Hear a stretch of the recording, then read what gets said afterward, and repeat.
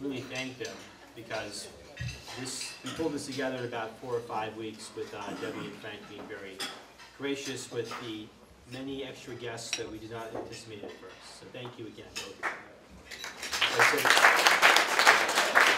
If I say the word thank you again, I think that Roger Mano and Brian Feldman are going to give each other like a $5 bill, because I think I went over the limit. Coming back over to the focus of tonight, Montgomery County's Muslim community has gone through an incredible level of change in the last 12 to 14 months alone.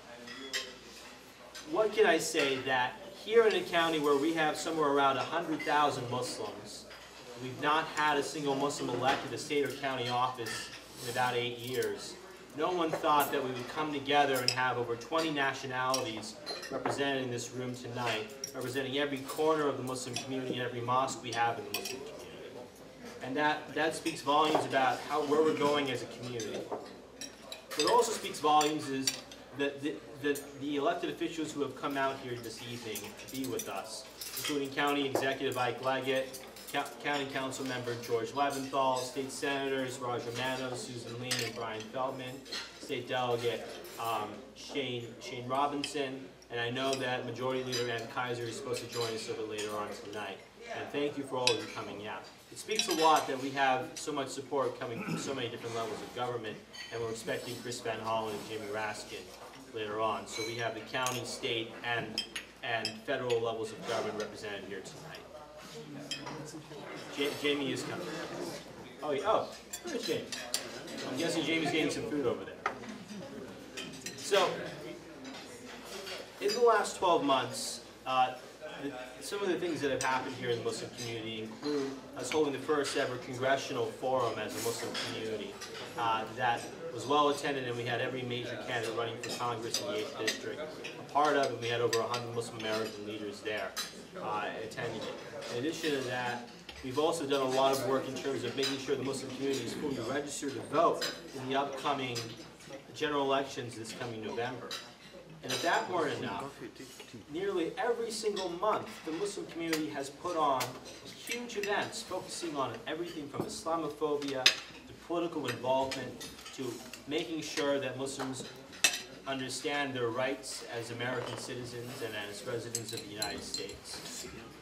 And that's never been done on this scale before. We've had small piecemeal events here in Montgomery County, but to have an ongoing campaign led by young people from so many different ethnic backgrounds, it's not been done. We're making history every moment here in Montgomery County. I want to give a round of applause to the Muslim community.